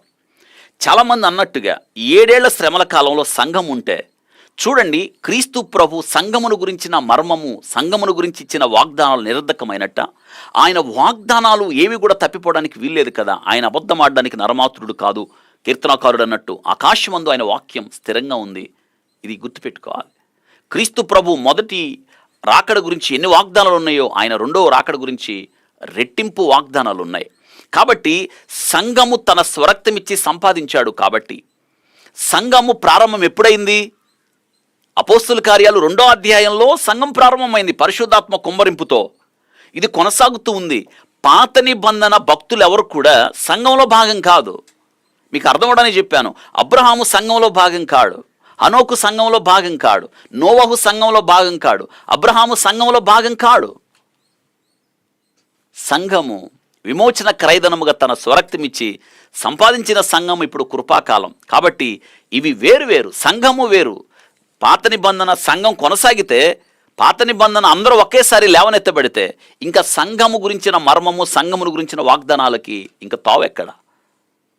కాబట్టి సంఘము వేరు. సంఘము వధువు సంఘం. సంఘము కొనిపోబడితేనే దానియేలు గ్రంథం 70వ వారాల ప్రవచనం ప్రారంభమవుతుంది. ఆయన ఈ 7 సంవత్సరాల శ్రమల కాలము ఎందుకంటే ఈ కృపాకాలంలో దేవుని యొక్క వాక్యమును తిరస్కరించిన అన్యులను శిక్షించడానికి. మరి ఇజ్రాయేలీలు ఆ దినాన క్రీస్తు ప్రభు వచ్చినప్పుడు ఆయన అంగీకరించకుండా ఆయన తిరస్కరించారు. నేటికి కూడా తిరస్కరిస్తున్నారు. కాబట్టి ఈ ఇద్దరిని శిక్షించడానికి. కాబట్టి 7 సంవత్సరాల శ్రమల కాలం. క్రీస్తుని అంగీకరించి క్రీస్తునందు విశ్వాసం ఉంచినప్పుడు సంఘాన్ని ఎందుకు శిక్షిస్తాడు ఆయన? కాబట్టి ఇది మనం గుర్తుపెట్టుకోవాలి. చాలామంది ఈ రీతిగా పాత నిబంధన కూడా సంఘానికి కలిపి భాగమని బోధించే వాళ్ళు ఉన్నారు. వారి విషయం జాగ్రత్తగా ఉండాలి. కాబట్టి మనం ఈ విషయాన్ని గుర్తుపెట్టుకోవాలి. ప్రభువైన యేసుక్రీస్తు ప్రభువారు పేతురుతో అన్నమాట, నీవు పేతురువు, ఈ బండ మీద నా సంఘమును కట్టుదు అని చెప్పాడు. కాబట్టి కట్టుదువు అన్నాడు. కట్టుదువు. కాబట్టి అంతకుముందు కట్టక ముందు సంఘం లేదనే కదా అర్థం. సంఘకాలం దీన్ని బట్టి అర్థం చేసుకోండి. సంఘకాలం ఎప్పుడు అర్థమైంది, ఎప్పుడు ప్రారంభమైందని గుర్తుపెట్టుకోవాలి. కాబట్టి ఇజ్రాయేలుకి సంఘమును గురించి, ఇజ్రాయేల్ సంఘానికి ఇజ్రాయేల్కి ఏమాత్రం సంఘం లేదు. ఇజ్రాయేలు సంఘంలో భాగం కారు, కానీ భాగం అవుతారు. ఎప్పుడు? వారు ఇప్పుడు యేసుక్రీస్తునందు విశ్వాసం ఉంచి ఆయన రక్తము ద్వారా కడగబడితే, ఇందాక అదే కదా సంఘం మర్మం, వారు కూడా వచ్చి సంఘంలో చేరతారు. ఎత్తబడిన సంఘంలో వారు కూడా ఉంటారని మనం గుర్తుపెట్టుకోవాల్సిన ప్రాముఖ్యమైన విషయం. కాబట్టి ఈ దినాన ఈ వాక్యం ద్వారా మీకు ఒక విషయం ప్రభు తేటపరుస్తూ ఉన్నాడు. ఏమిటి అంటే, ఆయన సంఘము ద్వారా ఏం చేశాడు? సంఘమును అనే మర్మం, సంఘమును కట్టడం ద్వారా ఒక పెద్ద గోడను పడగొట్టాడు. అంతకుముందు యూదులకు అన్యులను వేరు పరిచే పెద్ద గోడ ఉండేది. ఆ గోడను ఆయన పడగొట్టెను. యేసుక్రీస్తు శిలువ మరణం ద్వారా విధి రూపకమైన ఆజ్ఞలు గల ధర్మశాస్త్రమును తన శరీరమందు కొట్టివేయుట చేత మధ్య గోడను పడగొట్టి ఉభయులను ఏకం చేసెను. ఇదే సంఘ మర్మం. ఎఫెసీ పత్రిక 2:14. కాబట్టి నేడు రక్షణకు గల ఏకైక మార్గం యేసుక్రీస్తు ప్రభు కనుక యూదులు కానీ అన్యులు కానీ ఆ రక్షకుడైన యేసుక్రీస్తు నందు విశ్వాసం ఉంచడం ద్వారా సంఘంలో చేర్చబడతారు. కాబట్టి ఇది రక్షణ కాలం, ఇది అనుకూల సమయం.